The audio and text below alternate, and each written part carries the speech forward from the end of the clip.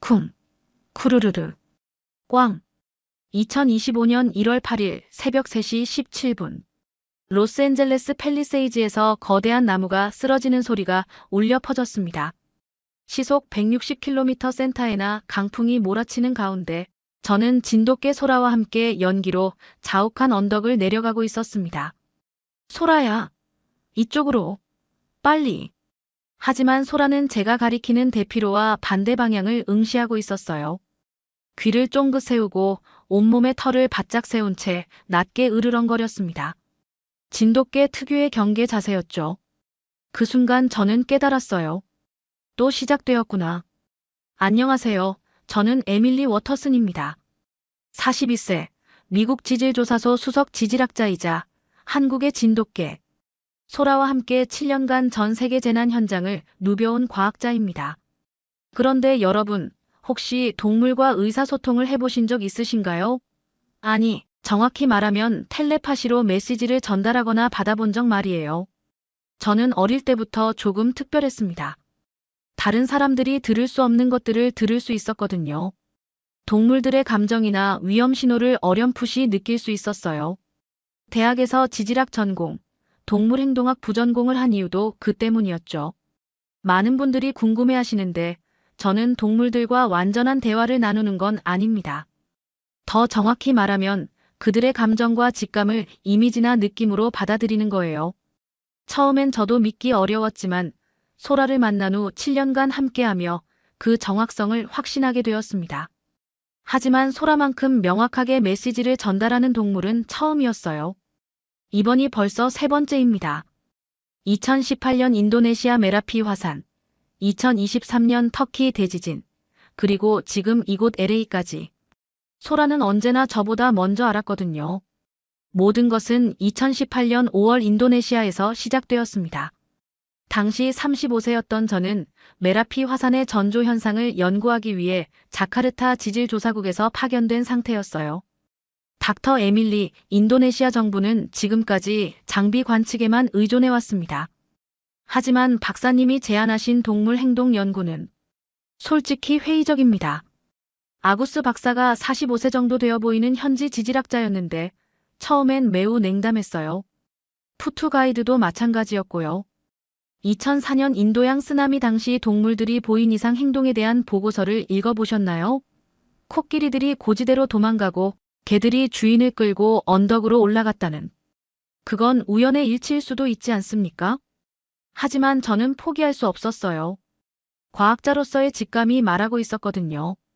이곳에 뭔가 중요한 단서가 있다고. 글라가하르조 마을에 도착했을 때 마을은 평화로워 보였습니다. 힌두 사원 옆으로 펼쳐진 계단식 논과 흙길, 그리고 대대로 이곳에 살아온 사람들의 소박한 일상이 있었어요. 마을 대표 카르토 할아버지는 65세로 주름진 얼굴에 지혜가 묻어나는 분이었지만 외국인에 대해서는 매우 경계심이 강했습니다. 화산은 늘 분화하는 거요, 아가씨. 우리 조상들이 수백 년간 여기 살아왔는데 뭘 걱정하라는 거요? 외국 사람들은 항상 호들갑이야. 하지만 청년 어민 대위는 달랐어요. 28세인 그는 호기심 많은 눈빛으로 저를 바라보며 말했습니다. 박사님, 저희 마을에 특이한 개가 한 마리 있어요. 3일 전부터 계속 이상하게 행동하고 있거든요. 한번 보시겠어요? 그게 바로 소라와의 첫 만남이었습니다. 대위가 저를 안내한 곳은 마을 어르신 댁이었는데 마당에서 한 마리 진돗개가 메라피 산 방향을 바라보며 서 있었어요. 순백색 털의 중간 크기, 쫑긋한 귀와 말린 꼬리. 전형적인 진돗개의 모습이었죠. 하지만 소라의 행동은 평범하지 않았어요. 온몸에 털을 바짝 세우고 산 쪽을 바라보며 낮게 으르렁거리고 있었거든요. 그것도 3일째 계속해서요.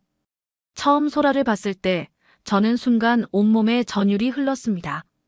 뭔가 강렬한 에너지가 전해져 온 것 같았어요. 그리고 그 순간 소라가 저에게 첫 번째 메시지를 보냈습니다. 큰 산이 화나고 있어요. 깊은 곳에서 뜨거운 것들이 올라오고 있어요. 모든 사람들이 멀리 가야 해요. 지금 당장요. 정말 놀라웠어요. 이렇게 명확한 메시지를 동물에게서 받아본 건 처음이었거든요. 저는 즉시 아구스 박사와 푸투에게 말했습니다. 화산 분화가 임박했습니다. 마을 사람들을 대피시켜야 해요. 무슨 근거로요? 장비 수치는 아직 정상 범위인데. 이계가 알려줬어요. 아구스 박사가 어이없다는 표정으로 저를 바라봤어요. 박사님, 농담하시는 거죠? 하지만 저는 진지했습니다. 소라의 메시지가 너무 생생했거든요. 그날부터 마을 사람들을 설득하기 시작했어요. 하지만 쉽지 않았습니다. 외국 여자와 걔가 우릴 어디로 보내려고 하는 거야? 우리 조상 대대로 여기 살았는데 걔 하나가 뭘 안다고. 특히 카르토 할아버지의 반대가 심했어요. 아가씨, 우리를 무시하는 거요? 우리가 어린애들인 줄 아나? 하지만 소라는 포기하지 않았습니다. 마을 곳곳을 돌아다니며 사람들 앞에 서서 동쪽 논둑을 가리켰어요. 진돗개 특유의 한 주인 충성심을 발휘해 저를 주인으로 인정한 후부터는 제 지시에 완전히 따르면서도 자신만의 판단으로 행동했죠. 그러던 중 갑작스러운 사건이 일어났습니다. 마을 아이들이 논둑에서 놀고 있을 때 갑자기 멧돼지 무리가 나타난 거예요. 10여 마리의 멧돼지들이 굴을 파헤치며 달려오자 아이들이 놀라 비명을 질렀습니다. 바로 그때 소라가 움직였어요. 소라는 아이들 앞으로 달려가서 낮게 으르렁거리며 멧돼지들을 견제했습니다. 그리고 저에게 메시지를 보냈어요. 강변 대신 동쪽 논둑 위로 올라가세요. 안전한 길이에요. 저는 큰 소리로 외쳤습니다. 모두 동쪽 논둑으로. 소라가 안전한 길을 알려주고 있어요. 신기하게도 멧돼지들은 소라가 가리킨 방향이 아닌 다른 곳으로 흩어졌어요. 마치 소라의 지시를 따르는 것 같았습니다. 이 사건을 목격한 대위가 감탄했어요. 정말 신기해요. 저게가 뭔가 특별한 능력이 있는 것 같아요. 카르토 할아버지도 마음이 흔들리기 시작했습니다. 이 개가 뭔가 다르긴 하네. 우리 마을 개들과는 완전히 달라. 하지만 여전히 대부분의 주민들은 회의적이었어요. 그런데 소라의 경고는 더욱 강해졌습니다. 큰 위험이 다가오고 있어요. 산이 곧 폭발할 거예요. 모든 사람들이 지금 당장 피해야 해요. 저는 더 이상 기다릴 수 없었어요. 아구스 박사님, 장비 수치와 상관없이 지금 당장 대피해야 합니다. 에밀리 박사, 그건 무책임한 발언이에요. 과학자가 개의 말을 믿고 수천 명을 대피시키자고요? 바로 그때 원숭이 떼가 나타났습니다. 논두렁 위 나뭇가지를 부딪히며 시끄럽게 울어대는 원숭이들을 보고 마을 처녀 릴리가 손으로 귀를 막았어요. 어머, 원숭이들이 왜 이렇게 시끄러워요? 소라가 앞발을 들어 북쪽 능선을 가리켰습니다. 원숭이들도 도망가고 있어요. 모두 북쪽 능선으로 올라가라고 해요. 저는 릴리에게 설명했어요. 동물들이 모두 같은 방향으로 도망가고 있어요. 이건 심상치 않은 신호예요. 릴리가 제게 물었습니다. 정말 위험한 거예요? 네, 소라가 거짓말을 할 이유가 없어요.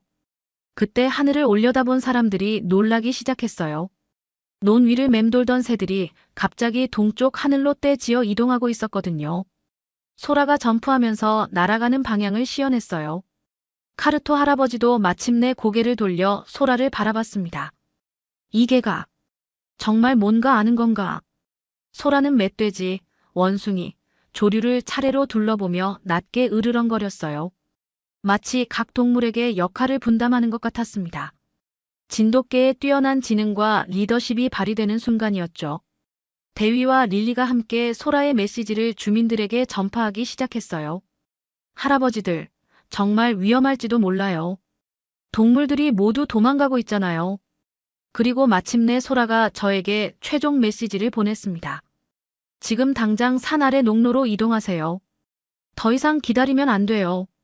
큰 폭발이 곧 일어날 거예요. 저는 주민들 앞에서 간절히 호소했습니다. 과학적 수치와 무관하게 이것은 가장 확실한 신호입니다. 소라가 거짓말을 한 적이 없어요. 제발 저를 믿어주세요. 카르토 할아버지가 마침내 결심했습니다. 알겠소. 한 번만 더 믿어보자. 그렇게 마을 주민 200명이 손에 등불과 농기구를 들고 줄지어 하산하기 시작했어요. 어린아이들은 대위가 앉고 릴리는 지팡이로 앞장서며 길을 인도했습니다. 소라는 맨 앞에서 안전한 길을 확인하며 우리를 이끌었어요. 그리고 정확히 6시간 후 메라피 화산이 폭발했습니다.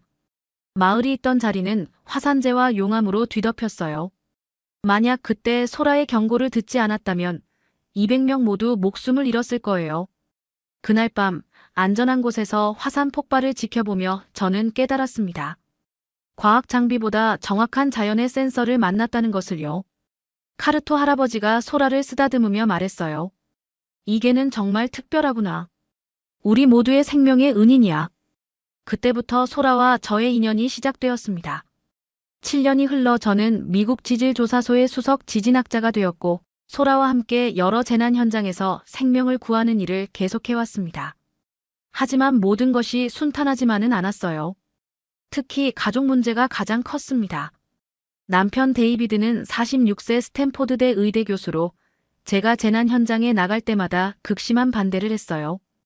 에밀리, 걔 하나 때문에 가족이 늘 위험에 노출되어야 하는 거야? 사라는 이제 고3이고 대학 입시 준비로 스트레스 받고 있고 제이슨도 사춘기라서 엄마가 필요한 시기라고. 데이비드의 말도 일리가 있었어요.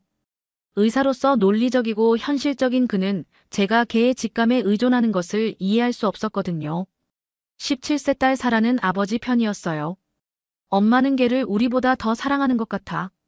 친구들도 다 이상하게 생각해. 내 엄마가 걔랑 대화한다며. 이런 말 들을 때마다 정말 창피해. 사라는 대학 입시를 앞두고 있었는데 제가 재난 현장에 나가느라 중요한 순간들을 함께하지 못했던 게 원망스러웠나 봐요. 하지만 14세 아들 제이슨만은 달랐습니다. 소라와 유일하게 교감하는 가족이었거든요. 엄마, 소라가 맞다는 걸 알잖아요. 소라는 정말 특별해요. 제게도 가끔 메시지를 보내는 것 같아요. 제이슨은 어릴 때부터 동물을 좋아했고 소라와 특별한 유대감을 갖고 있었어요. 직장에서도 상황은 비슷했습니다. 워터슨 박사, 우리는 과학기관입니다. 동물의 직감에 의존하는 연구 방법론에 대해 재검토가 필요하다고 생각합니다. USGS 동료들은 제가 동물 직감에 의존한다며 지속적으로 비판했어요.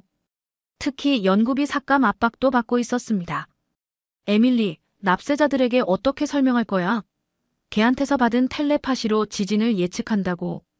하지만 저는 포기할 수 없었어요. 소라의 능력을 7년간 직접 경험했으니까요. 소라의 경우 특히 위험을 감지했을 때 저에게 매우 선명한 경고 신호를 보내거든요. 처음엔 저도 믿기 어려웠지만 7년간 함께하며 그 정확성을 확신하게 되었습니다. 그리고 바로 그날이었습니다. 1월 7일 새벽 4시, 소라가 갑자기 극도로 불안해하기 시작했어요. 평소와는 완전히 다른 모습이었습니다. 온몸을 떨면서 저를 깨우더니 연구실로 끌고 갔어요. 소라는 컴퓨터 모니터를 정확히 가리켰습니다. 여러 개의 지진 모니터링 화면 중에서 정확히 동남아시아 지역을 가리키고 있었어요. 저에게 전해진 소라의 메시지는 충격적이었습니다. 여러 곳에서 땅이 아파하고 있어요. 불과 흔들림이 함께 올 거예요. 멀리 떨어진 곳들이 모두 연결되어 있어요. 처음엔 캘리포니아 지진을 의미하는 줄 알았는데 소라가 가리킨 화면에는 미얀마 지진 활동 이상 데이터가 떠 있었어요. 바로 그때 뉴스가 들려왔습니다. 속보입니다. 로스앤젤레스 팰리세이즈 지역에서 대형 산불이 발생했습니다. 강풍으로 인해 빠르게 확산되고 있습니다. 저는 직감했습니다.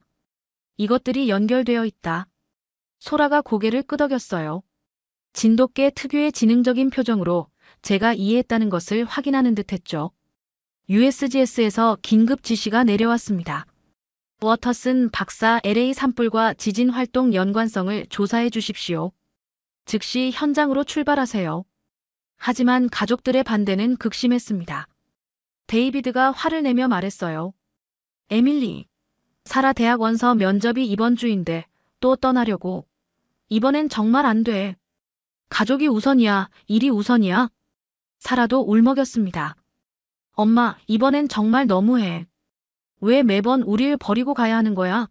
스탠포드대 면접이 3일 후인데 엄마가 함께 있어줘야 한다고 했잖아. 저는 정말 힘들었어요. 가족도 소중하지만 소라의 경고를 무시할 수 없었거든요. 하지만 제이슨은 달랐어요. 엄마, 소라가 맞다면 더 큰 일이 생길 거야. 지금 가야 해요. 사라 면접은 나중에 다시 볼 수 있지만 사람들 생명은 그렇지 않잖아요. 데이비드가 제이슨에게 화를 냈습니다. 제이슨, 너까지 엄마 편을 들 거야? 가족이 얼마나 중요한지 몰라. 아빠, 엄마가 하는 일이 바로 가족들을 구하는 일이에요. 다른 사람들의 가족 말이에요. 결국 저는 소라와 함께 LA로 향했습니다. 가족들과의 갈등을 뒤로 한 채로요.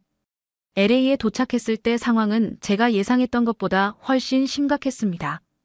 팰리세이즈와 이튼 산불로 이미 24명이 사망했고 15만 명이 대피한 상태였어요.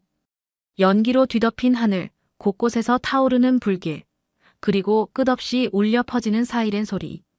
소방서장 마이클 토마스는 50대 베테랑으로 30년간 현장을 누빈 전문가였습니다. 하지만 저와 소라를 보자마자 인상을 찌푸렸어요. USGS에서 과학자가 온다고 해서 기대했는데 걔까지 데리고 와서 뭘 하겠다는 거요? 지금 상황이 장난인 줄 아세요? 서장님, 이 산불은 시작에 불과합니다. 더 큰 재앙이 다가오고 있어요. 무슨 말씀이세요? 근거가 있습니까? 이계가 알려줬어요. 토마스가 코웃음을 쳤습니다. USGS에서 걔 훈련사까지 보냈나? 박사님, 우리는 지금 24명이 죽고 15만 명이 대피한 상황입니다. 장난할 시간 없어요. 하지만 바로 그때 소라가 이상한 행동을 보이기 시작했어요. 계속 서쪽, 태평양 방향을 응시하며 낮게 으르렁거렸습니다. 진돗개 특유의 예민한 감각이 뭔가를 포착한 것 같았어요. 소라야, 무슨 일이야? 소라가 저에게 메시지를 보냈습니다. 바람이 바뀔 거예요. 불이 다른 방향으로 갈 거예요. 많은 사람들이 위험해요. 저는 토마스에게 급히 말했습니다. 서장님, 풍향이 바뀔 예정입니다. 베벌리힐스 방향으로 화재가 확산될 가능성이 높아요. 무슨 근거로 그런 말을? 바로 그때 예측 불허의 상황이 벌어졌습니다. 갑작스러운 풍향 변화로 산불이 정확히 소라가 경고한 베벌리힐스 방향으로 확산되기 시작한 거예요. 토마스가 급히 무전기를 들었습니다.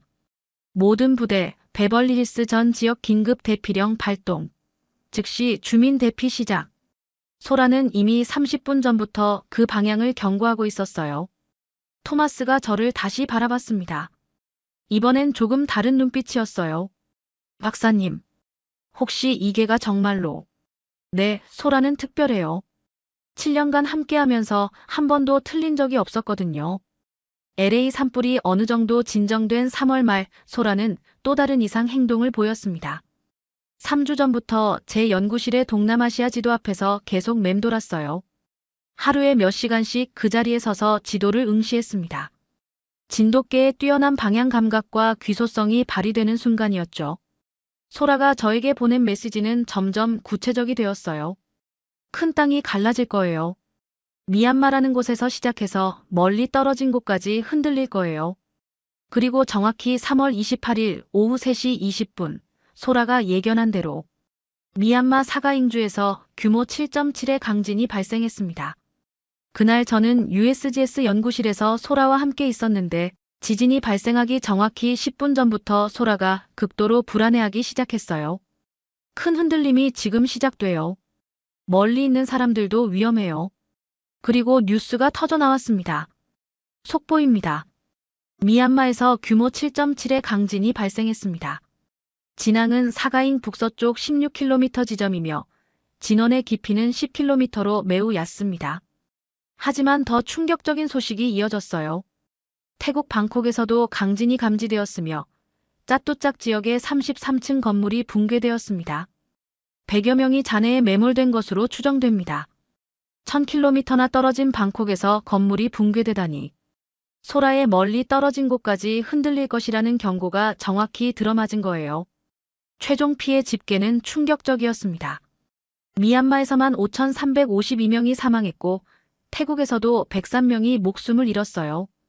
저는 확신했습니다. 소라가 예견한 연쇄 재난이 현실이 되고 있다는 것을요. 이틀 후 UN 재난대응팀이 긴급 소집되었습니다.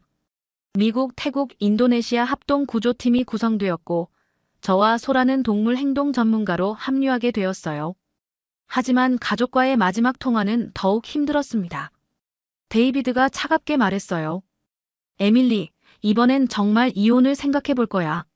사라 스탠포드 면접도 망쳤고, 제이슨도 엄마가 없어서 학교에서 문제를 일으키고 있어. 가족이 우선이냐, 일이 우선이냐, 이제 결정해야 해. 사라도 울면서 말했어요. 아빠 말이 맞아. 엄마는 가족보다 일이 우선이야. 면접 망친 것도 엄마 때문이야. 이제 정말 지쳤어. 엄마가 없는 게 더 나을 것 같아. 하지만 제이슨은 달랐습니다. 울먹이며 이렇게 말했어요. 엄마, 소라가 말하는 게 맞다면 조심해요. 꼭 돌아와요. 그리고 엄마가 하는 일이 정말 중요하다는 걸 알아요. 사라도 언젠간 이해할 거예요.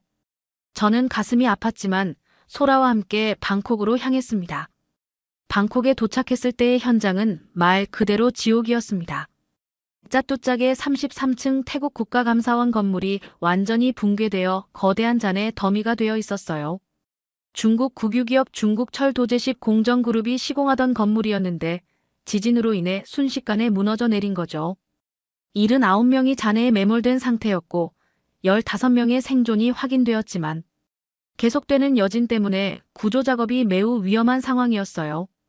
현장에는 각국의 구조팀이 모여 있었습니다.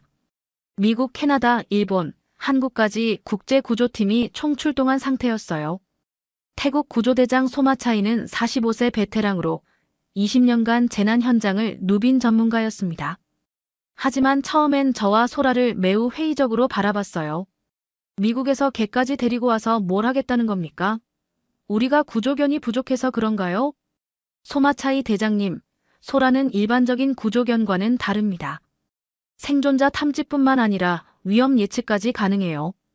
무슨 말씀인지 이해가 안 되네요.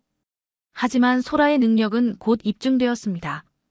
현장에 도착한 지 30분 만에 소라가 움직이기 시작했어요. 소라가 저에게 보내는 메시지는 이전과 달랐습니다. 더 구체적이고 선명했어요. 생존자가 있는 곳에선 따뜻한 빛이 보여요. 심장이 뛰는 소리가 들려요라는 느낌을 주었고 위험한 곳에선 차가운 어둠이 다가와요. 무너질 것 같아요라는 경고를 보냈죠. 소라는 잔해 더미 중 한 지점을 정확히 가리켰습니다. 여기 사람이 있어요. 아직 살아있어요. 하지만 빨리 해야 해요. 저는 소마차이에게 말했습니다. 이곳을 파보세요. 생존자가 있어요. 무슨 근거로? 소라가 알려줬어요. 소마차이가 어이없다는 표정을 지었지만 다른 선택지가 없었어요. 워낙 넓은 잔해 더미에서 생존자를 찾는 것은 하늘의 별 따기였으니까요. 굴삭기가 들어가서 조심스럽게 파기 시작했어요.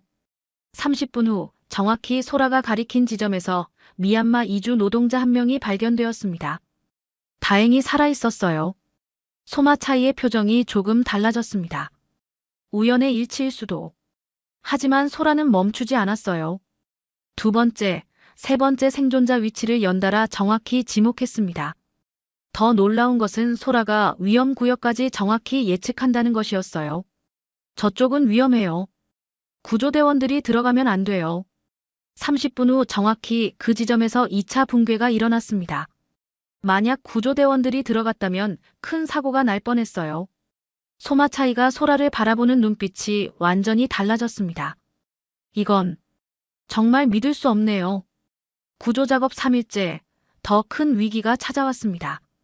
건물 잔해 아래 가스관이 손상되어 누출 위험이 있다는 보고가 들어온 거예요.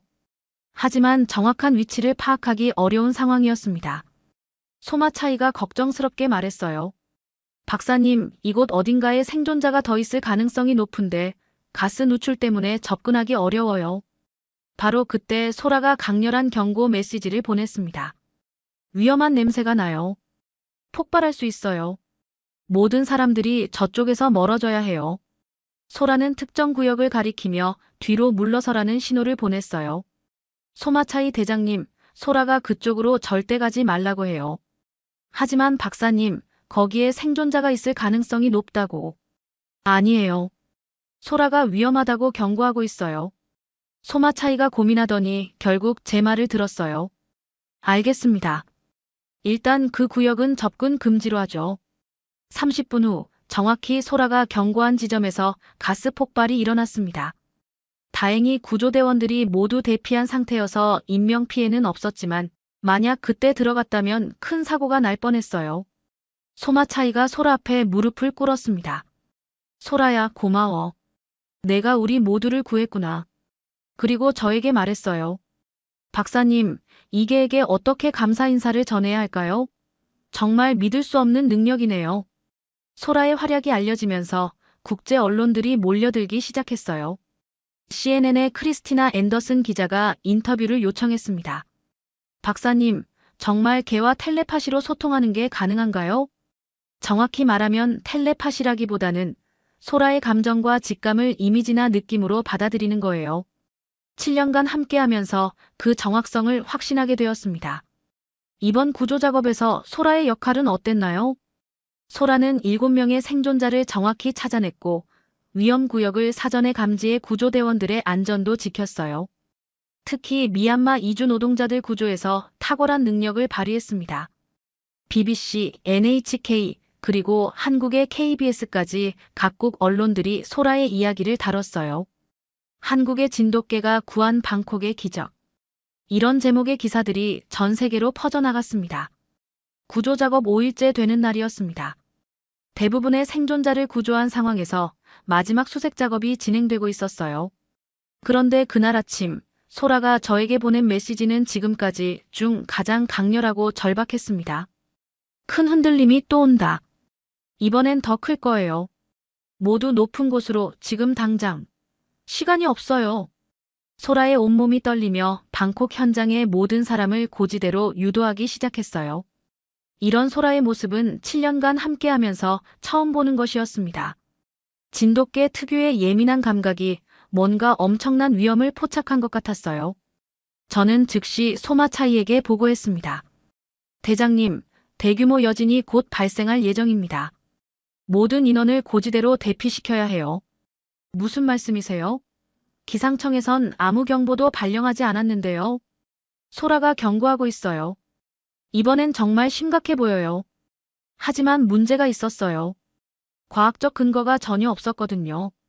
태국 정부 관계자들이 긴급 회의를 열었습니다.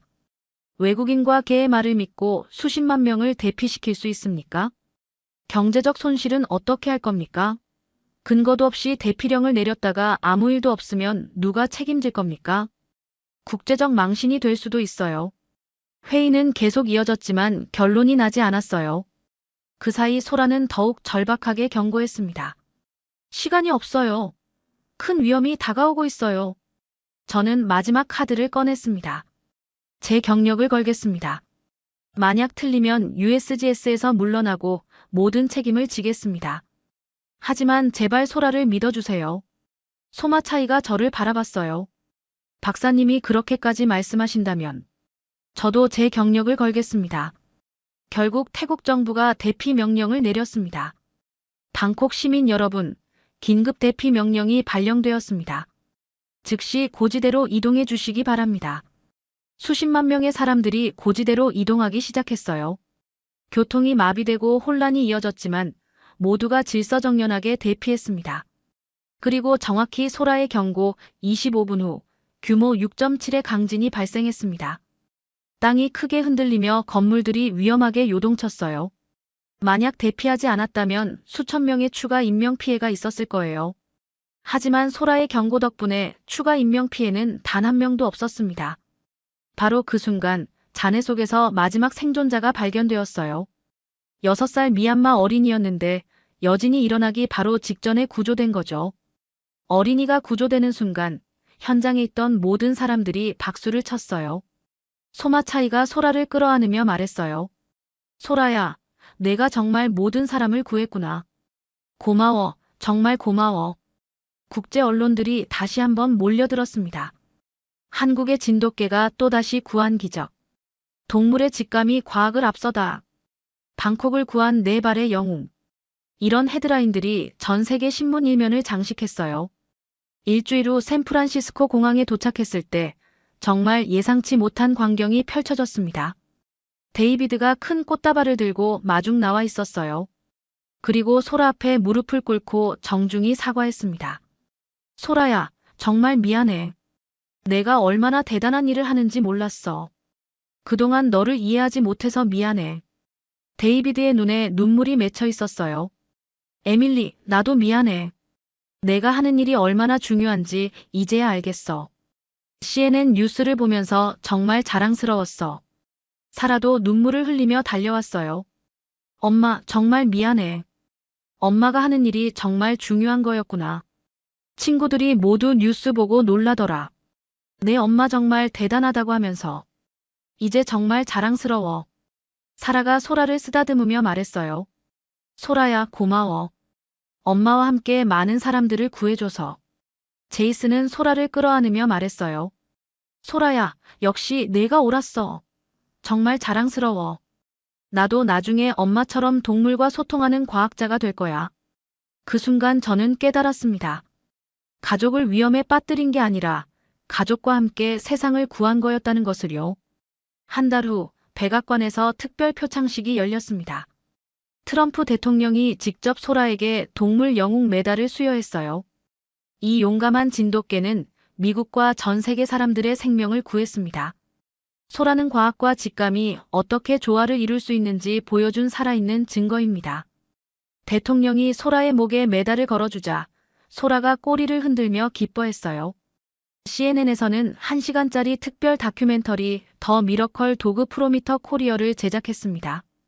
소라의 이야기가 전 세계 80개국에 방영되었어요. 한국 정부에서도 저희를 공식 초청했습니다. 문화체육관광부에서 진돗개 천연기념물 보존 정책자문위원으로 위촉해 주었고 소라는 명예 진돗개 홍보대사로 임명되었어요.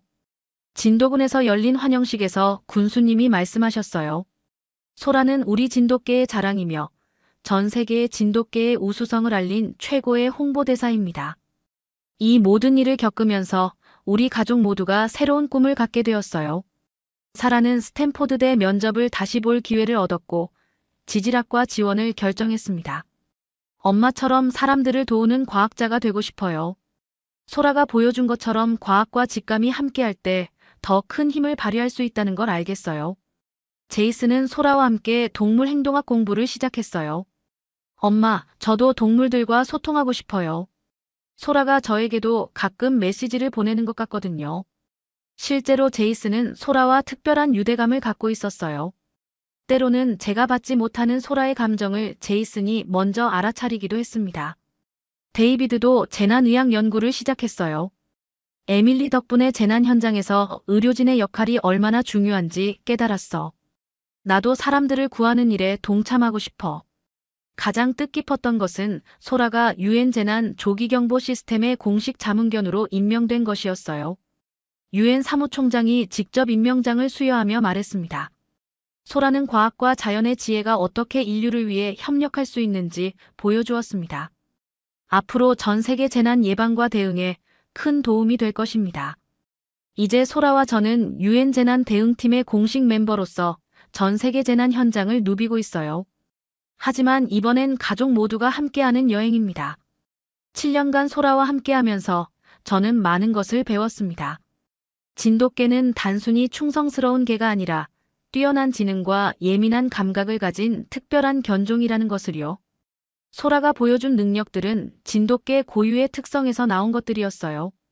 한 주인에 대한 절대적 충성심은 저와의 깊은 유대감을 만들어냈고 뛰어난 방향 감각과 귀소성은 지진이나 화산 같은 지질학적 변화를 민감하게 포착할 수 있게 해주었습니다.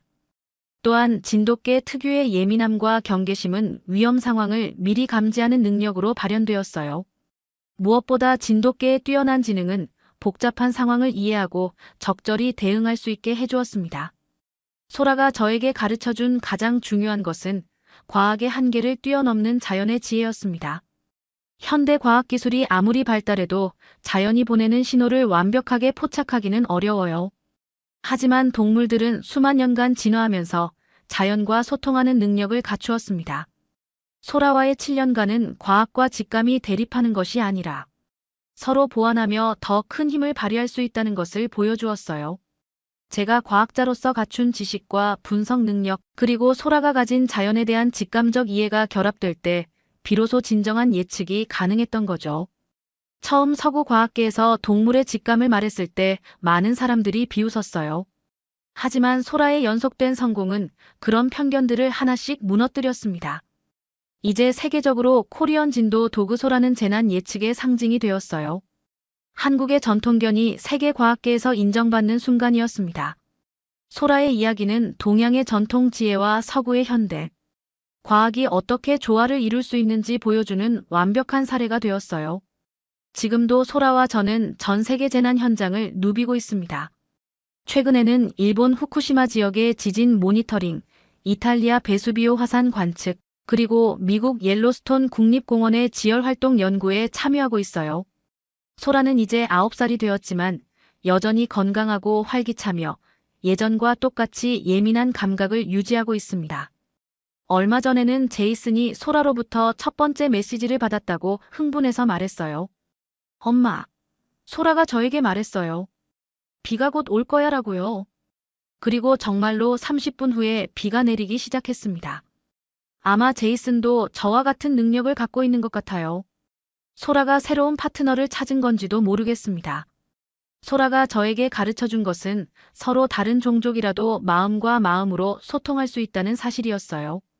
언어가 통하지 않아도, 문화가 달라도, 심지어 사람과 동물이라는 근본적인 차이가 있어도 진정한 마음의 소통은 가능하다는 것을 보여주었습니다.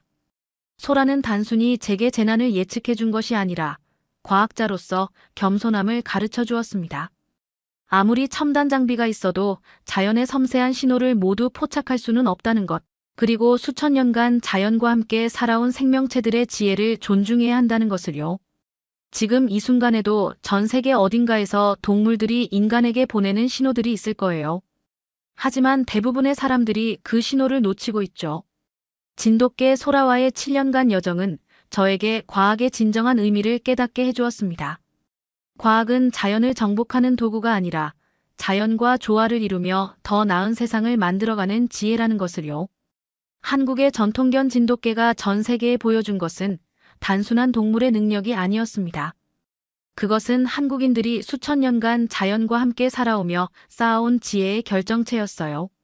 앞으로도 소라와 저는 계속해서 세상을 누비며 자연이 보내는 신호에 귀 기울일 것입니다. 그리고 언젠가는 제이슨도 저희와 함께 더 많은 생명을 구하는 일에 동참하게 될 거예요. 소라가 보여준 것처럼 때로는 가장 오래된 지혜가 가장 첨단의 해답이 될 수 있습니다. 진돗개의 충성심과 직감, 그리고 인간의 과학적 사고가 만나 이룬 기적을 여러분도 함께 나누어 주셨으면 좋겠어요. 마지막으로 이 이야기를 통해 여러분이 주변의 작은 신호들에도 귀 기울이는 마음을 갖게 되기를 바랍니다. 때로는 가장 작은 목소리가 가장 큰 진실을 담고 있을 수 있으니까요. 여러분도 소라의 이야기에 감동받으셨다면 구독과 좋아요 버튼을 눌러주세요. 그리고 댓글로 여러분이 경험한 동물들의 특별한 순간들을 공유해 주시면 더욱 의미 있을 것 같아요. 다음에도 더 감동적인 이야기로 찾아뵙겠습니다. 감사합니다. Giannoni, we begin with news of a huge earthquake, one of the strongest recorded in modern history, which has triggered tsunami warnings across large parts of the Pacific. Evacuations are underway in Japan, Hawaii, and some parts of the US West Coast as a magnitude 8.8 earthquake off Russia's far eastern Kamchatka Peninsula has triggered tsunami warnings right across the Pacific Ocean. It was tsunami alerts of varying levels issued in parts of China, the Philippines, Indonesia, Guam, Peru, and the Galapagos Islands off Ecuador. Russia says it was the largest quake recorded in the region in more than 70 years, with tsunami waves as high as 3 to 4 meters reported in Kamchatka. These pictures show tsunami impact in a couple of hours' time. 2025년 7월 29일 하와이에서 일어난 일을 여러분께 말씀드리려고 합니다.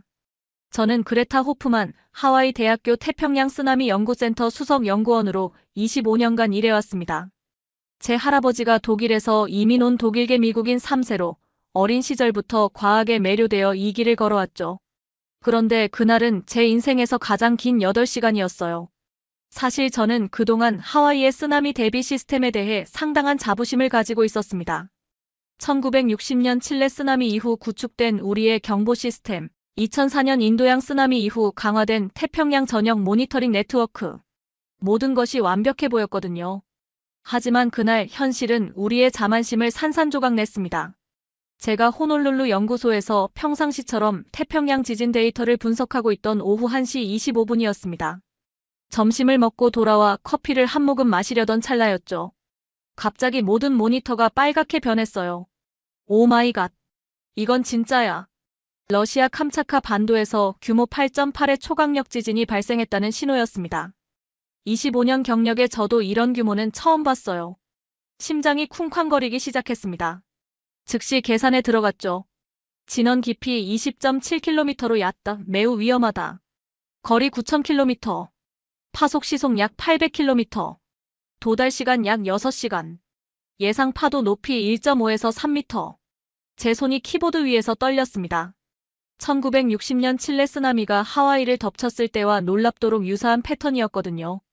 그때는 61명이 목숨을 잃었고 힐로 시내가 완전히 파괴되었습니다. 제발 틀렸기를. 하지만 30년간 쌓인 경험이 말해주고 있었어요. 이번엔 정말 큰일이 날 거라고. 데이터는 거짓말하지 않으니까요. 급히 동료들을 불러 모았습니다. 마이크 톰슨 박사, 케이트 윌슨 연구원, 그리고 신입 박사 과정인 데이비드까지. 여러분, 비상사태입니다. 캄차카에서 8.8 규모 지진이 발생했어요. 모든 계산을 다시 확인해주세요. 연구실이 순식간에 전쟁터가 되었습니다. 각자 자신의 전문 분야에서 데이터를 분석하기 시작했어요. 하지만 결과는 모두 같았습니다. 6시간 후 하와이의 거대한 파도가 덮칠 것이라는. 그 순간 1946년의 기록이 떠올랐습니다. 알류샨 열도에서 발생한 지진으로 인한 쓰나미가 하와이를 강타했을 때 힐로에서만 96명이 목숨을 잃었습니다. 그때도 사람들은 경고를 무시했죠. 첫 번째 파도가 오히려 바닷물을 빼내가자 많은 사람들이 호기심에 해변으로 나갔다가 더 큰 두 번째, 세 번째 파도에 휩쓸려갔어요. 역사는 반복되는 건가? 제 머릿속에 할아버지의 목소리가 들렸습니다. 독일에서 2차 대전을 겪고 미국으로 이민 온 할아버지는 늘 말씀하셨죠. 그레타, 자연 앞에서 인간은 늘 겸손해야 한다. 우리가 아무리 똑똑하다고 해도 지구의 힘 앞에서는 한낱 먼지일 뿐이야. 그때는 그냥 할아버지의 잔소리로 들렸는데 지금 와서 보니 얼마나 정확한 말씀이었는지 깨달았어요. 오후 2시 43분 하와이주 재난관리청에서 공식적으로 쓰나미 경보를 발령했습니다. 저는 즉시 언론에 나가야 했어요. 미디어 담당자가 황급히 뛰어왔습니다. 호프만 박사님, 지금 당장 기자회견장으로 오셔야 해요. 전국 방송이 대기 중입니다. 기자회견장은 이미 아수라장이었습니다. CNN, 폭스, ABC. 모든 방송사 기자들이 모여 있었어요. 카메라 플래시가 터지는 가운데 저는 단상에 올랐습니다. 호프만 박사, 얼마나 심각한 상황인가요? 첫 번째 질문이 날아왔습니다. 이것은 2011년 일본 쓰나미 이후 가장 심각한 상황입니다. 주민 여러분은 즉시 해안에서 최소 1.6km 이상 떨어진 고지대로 대피하시기 바랍니다. 구체적으로 어느 지역이 가장 위험한가요? 힐로, 카울루이, 하날레이 등 해안가 저지대가 특히 위험합니다. 와이키키도 예외가 아닙니다. 관광객들은 어떻게 해야 하나요? 이 질문에 제가 잠시 말을 잃었어요. 하와이에는 언제나 수십만 명의 관광객이 있는데 이들 대부분이 쓰나미 대피 절차를 모르거든요. 호텔에서는 3층 이상으로 대피하거나 가능하면 내륙의 고지대로 이동하시기 바랍니다.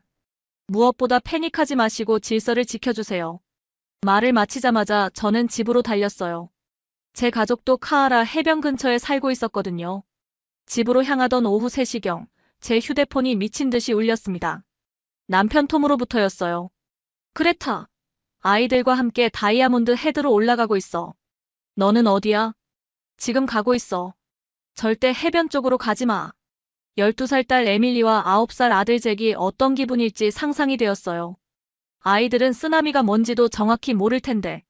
그런데 문제는 제가 아무리 전문가라고 해도 가족의 안전이 걸린 순간에는 그냥 평범한 어머니가 된다는 거였어요. 논리적 사고는 사라지고 오직 본능만 남더라고요. 교통정체 때문에 차가 거의 움직이지 않자 저는 차를 길가에 세우고 뛰기 시작했습니다. 하이힐을 벗어 던지고 맨발로 뛰었어요. 25년간 쓰나미를 연구한 전문가가 말이죠. 오후 3시부터 5시까지 도로 상황은 정말 끔찍했습니다. 완전한 교통지옥이었어요. H1 프리웨이는 완전히 주차장이 되어버렸습니다. 카메하메아 하이웨이, 팔리 하이웨이, 모든 주요 도로가 마비되었어요. 평소 15분이면 갈 수 있는 집까지 2시간이 넘게 걸렸습니다. 더 가관인 건 안전지대에 있는 사람들까지 차를 몰고 나왔다는 거였습니다. 제가 뛰어가는 중에 본 광경들은 정말 기가 막혔어요. 마놀라 지역 이미 충분히 높은 안전지대에서 사람들이 코스트코로 몰려가고 있었거든요. 여보, 물 사러 코스트코 가야 해. 휘발유 넣으러 가자. 나중에 못 나갈 수도 있어. 생필품 떨어지기 전에 세이프웨이 가자. 라디오에서 들리는 시민들의 인터뷰였어요. 저는 정말 소리치고 싶었습니다. 미친 거 아니야? 당신들은 안전한 곳에 있는데 왜 나와서 도로를 막고 있어? 하지만 아무도 들을 수 없었죠. 모든 사람이 패닉 상태였으니까요. 길가에서 본 한 장면이 지금도 잊히지 않아요. 카리이 지역 해수면에서 3m 높이의 위험지대에 사는 한 할머니가 지팡이를 짚고 천천히 걸어가고 있었는데 옆으로는 안전한 누우아누 지역에서 온 차들이 쌩쌩 지나가고 있었어요. 정말 아이러니했습니다. 오후 4시부터 6시까지 정말 아이러니한 상황이 벌어졌어요. 진짜 위험지역에 있는 사람들은 빠져나오지 못하고 안전한 곳에 있던 사람들이 도로를 막고 있었던 거예요. 와이키키 해변가에서는 더욱 참담한 광경이 벌어졌습니다. 출입도로가 칼라카우아 에비뉴, 알라와이 블러바드, 카파울루 에비뉴, 니미츠 하이웨이 단 4개뿐인 그곳에서 수만 명의 관광객들이 빠져나가려고 했어요. 제가 다이아몬드 헤드로 올라가는 중에 만난 애리조나에서 온 스미스 가족의 이야기가 생생했습니다. 박사님, 우리 어떻게 해야 하죠? 2시간째 차가 전혀 안 움직여요. 우리 딸이 너무 무서워해요. 10살쯤 되어 보이는 소녀가 아빠 품에 안겨 울고 있었어요. 걸어서라도 고지대로 가세요. 지금 당장요. 차는 버리세요. 그 아버지가 놀란 표정으로 물었어요. 차를 버리라고요? 렌터카인데요? 목숨이 중요해요, 차보다. 그 순간 깨달았어요. 우리는 기술적으로는 6시간의 여유가 있었지만 실제로는 교통 시스템이 마비되면서 더 위험해진 거였습니다. 사람들의 심리도 문제였어요. 6시간이라는 시간이 있다 보니 아직 여유 있다고 생각해서 오히려 불필요한 행동을 하는 거였죠. 급하지 않으니까 장보기, 주유하기, 은행 가기. 이런 일들을 하려고 나온 거예요. 오후 5시경 다이아몬드 헤드에서 가족들과 만난 후 저는 다시 연구소로 돌아가야 했습니다. 언론에서 계속 전문가 의견을 요구하고 있었거든요. 그런데 돌아가는 길에 라디오에서 들은 내용들이 정말 가관이었어요. 현재 와이키키 해변에서는 관광객들이 오히려 파도를 구경하려고 몰려들고 있다는 제보가 들어왔습니다. 코코 헤드 지역에서는 주민들이 서핑보드를 챙기려고 집으로 돌아가고 있다는. 아직 시간이 많이 남았다며 해변가 식당에서 여유롭게 식사하고 있는 관광객들도 목격되고 있습니다. 정말 기가 막혔어요. 제가 그렇게 즉시 대피하라고 했는데 말이죠. 더 놀라운 건 SNS 상황이었어요. 인스타그램과 틱톡에는 해시태그 쓰나미워치, 해시태그 하와이, 해시태그 익사이티드 같은 해시태그와 함께 해변 셀카를 올리는 사람들이 있었어요. 마치 쓰나미를 구경거리로 생각하는 것 같았습니다. 오후 6시부터 7시까지 연구소로 돌아온 저는 전 세계 뉴스를 확인했어요. 그때 충격적인 사실을 발견했습니다. 한국에서는 같은 시간 비슷한 상황에서 완전히 다른 모습을 보여주고 있었던 거예요. CNN 국제뉴스에서 한국의 대응을 보도하고 있었는데 정말 놀라웠습니다. 2024년 한국 동해안 쓰나미 모의 훈련 영상을 보여주면서 18분 만에 94%의 주민이 질서정연하게 대피를 완료했다고 하더라고요. 우리는 6시간이 있었는데도 이 모양이었던 거죠. 더 충격적인 건 한국의 시민 대응이었어요. 해안가 주민들은 경보 발령과 동시에 움직이기 시작했고 안전지대 주민들은 그 자리에 머물면서 오히려 대피 차량들에게 길을 내주고 있었어요. 우리가 뭘 잘못한 걸까? 동료 마이크 톰슨 박사가 물었습니다. 우린 기술에만 의존했어. 사람들의 행동은 전혀 고려하지 않았던 거야. 그때 케이트 윌슨 연구원이 놀라운 자료를 가져왔어요. 박사님, 한국에서는 초등학생들도 쓰나미 대피 앱을 사용할 줄 안다고 하네요. 그리고 월 1회씩 실제 대피 훈련을 한다고. 월 1회? 네. 그것도 3년째 계속하고 있대요. 그래서 시민들이 경보만 들어도 자동으로 움직인다고 합니다. 순간 소름이 돋았어요. 우리는 기술적 우월감에 빠져서 정작 가장 중요한 사람을 놓치고 있었던 거예요. 그때 놀라운 일이 일어났습니다. 오후 6시 30분경 한국기상청에서 저희에게 직접 연락이 온 거예요. 호프만 박사님, 안녕하세요. 한국기상청 해양기상실장 김민준입니다. 현재 상황에 대해 지원을 제공하고 싶어서 연락드렸습니다. 영어가 완벽한 한국인 관계자였어요. 지원이라고요? 저희가 분석한 하와이 지역별 상세 시뮬레이션 데이터를 보내드리고 싶습니다. 각 선별, 해안별로 파도 도달 시간과 높이, 그리고 최적 대피 경로까지 분석해뒀거든요. 잠깐. 어떻게 그런 데이터가 있죠? 저희는 태평양 전역에 대한 쓰나미 시뮬레이션을 이미 완료했습니다. 2022년부터 작업해왔어요. 정말 믿을 수 없었어요.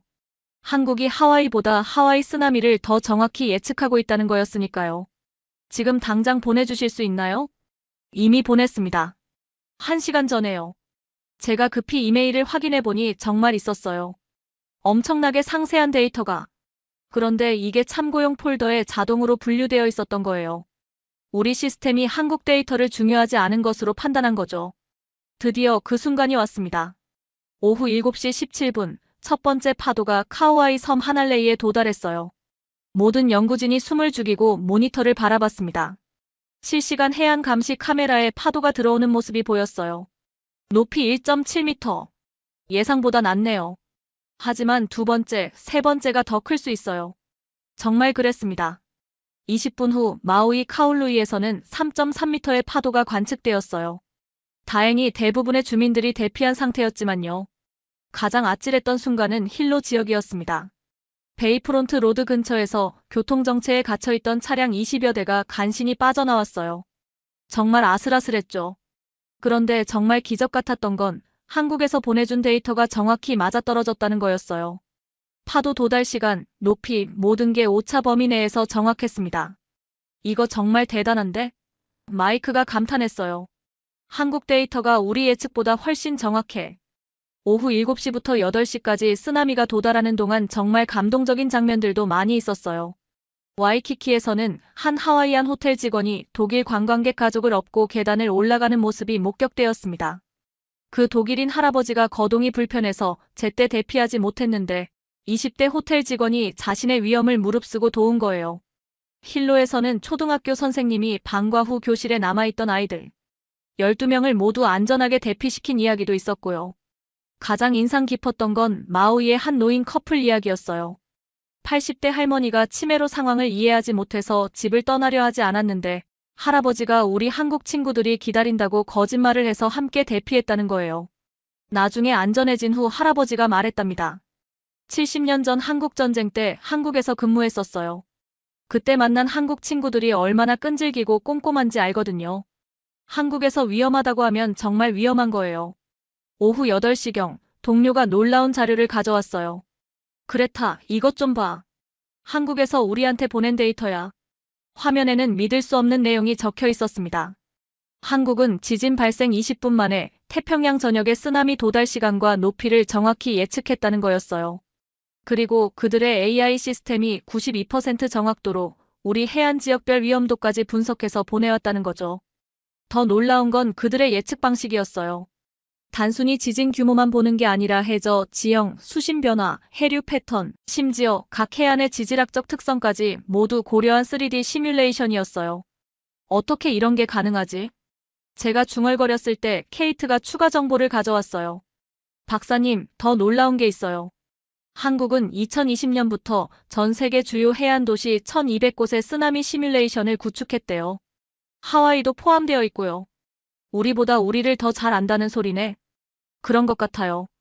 심지어 우리가 놓친 와이알로아 지역의 지하 동굴 시스템까지 고려해서 예측했더라고요. 정말 소름 돋는 일이었어요. 왜 우리가 이걸 못 받았지? 우리가 받긴 했어. 하지만 참고용으로만 분류해서 묻어뒀지. 마이크가 스크린을 가리키며 말했어요. 봐, 여기 이메일 로그가 있어. 2022년부터 매년 한국에서 협력 제안을 보내왔네. 가슴이 철렁 내려앉았어요. 우리의 오만함이 얼마나 위험했는지 깨달았거든요. 오후 8시 30분 그 시점에서 전 세계 쓰나미 대응을 비교한 실시간 데이터가 들어왔어요. 일본 홋카이도부터 규슈까지 3시간 만에 200만 명 대피 완료. 하지만 여전히 일부 지역에서 정보 전달 실패. 한국 동해안 전 지역 18분 만에 대피 완료. 대피율 94%. 필리핀 북부 지역 혼란으로 대피 지연. 하지만 한국 지원으로 상황 개선.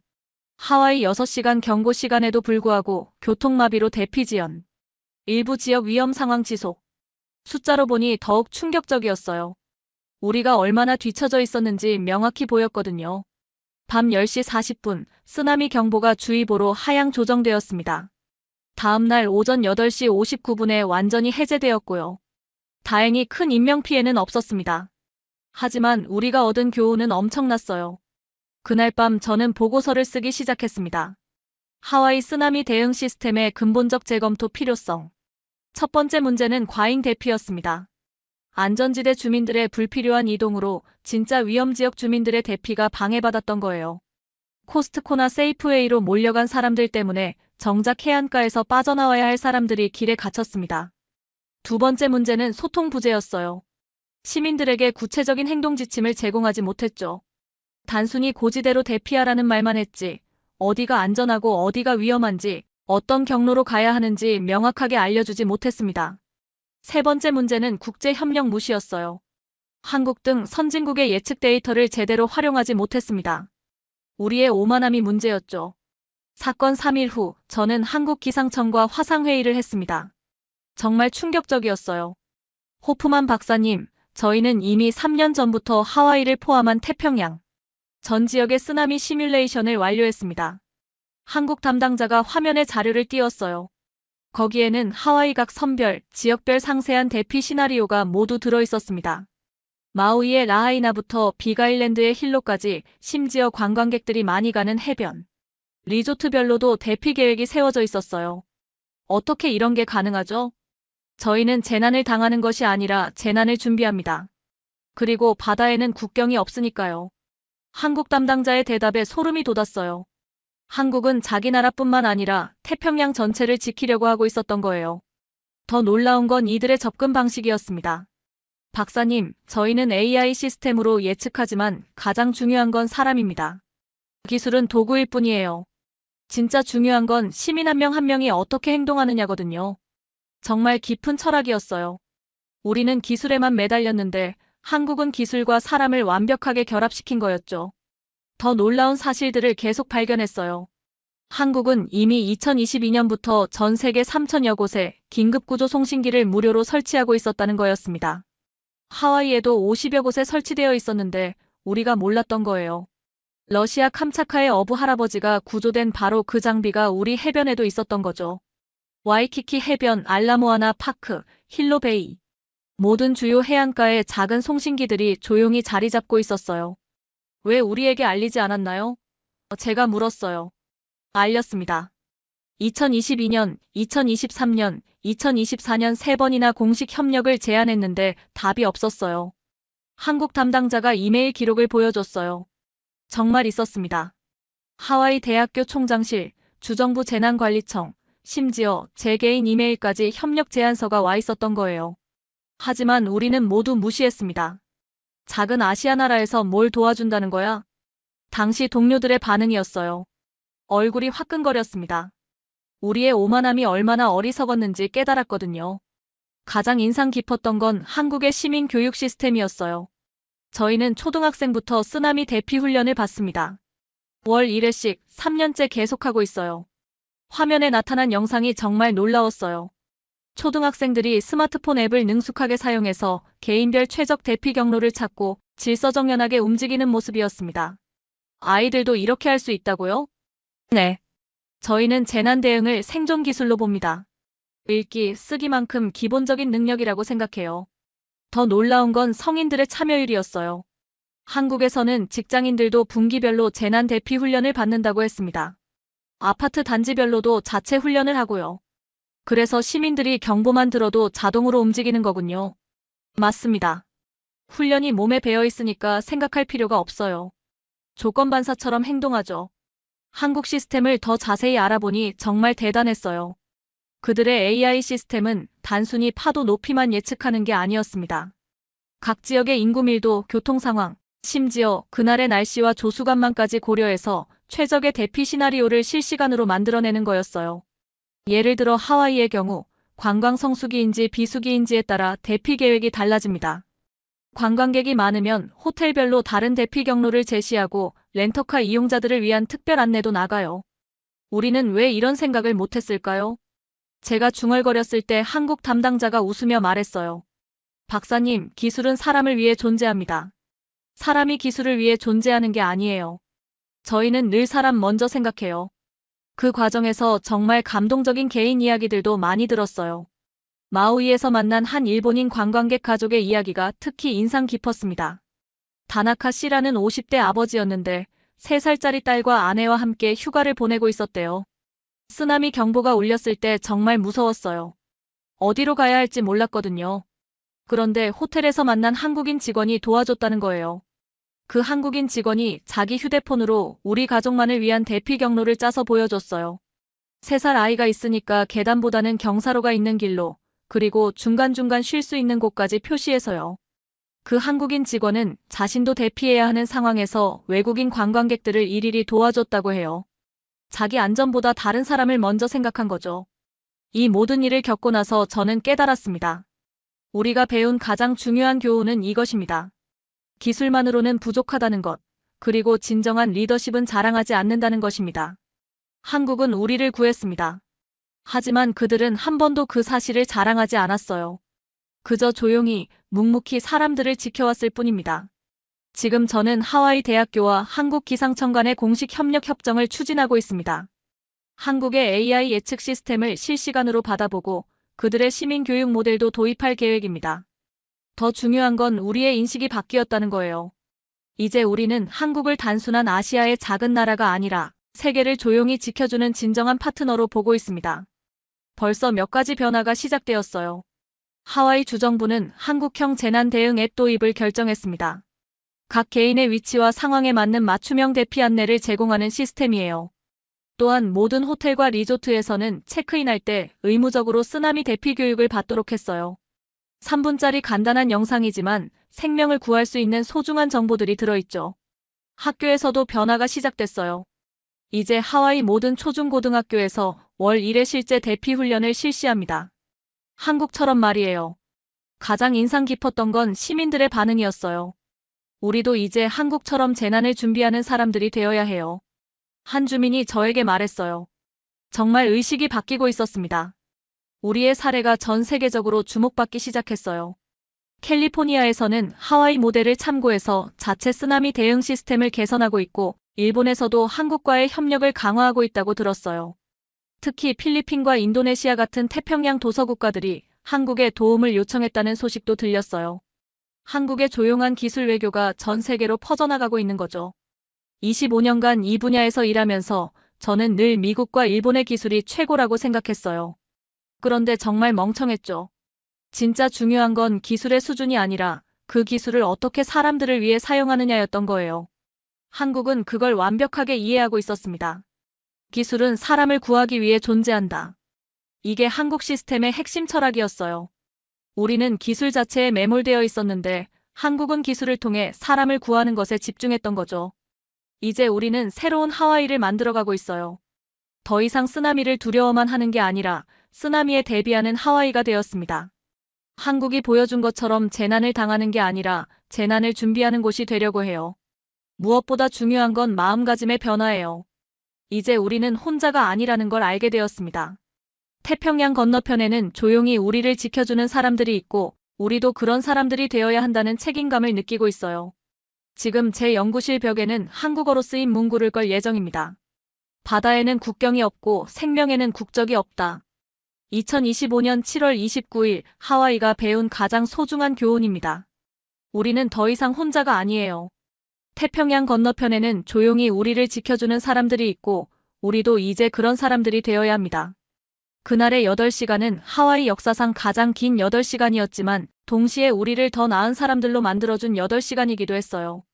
한국이 보여준 진정한 리더십, 그들의 조용한 헌신, 그리고 사람을 먼저 생각하는 마음. 이 모든 것이 우리에게 새로운 희망을 주었습니다. 앞으로 하와이에 또 다른 쓰나미가 올 수도 있어요. 하지만 이제 우리는 준비되어 있습니다. 한국이 가르쳐준 대로 기술과 사람이 함께 만들어가는 새로운 안전 시스템으로 말이에요. 감사합니다, 한국.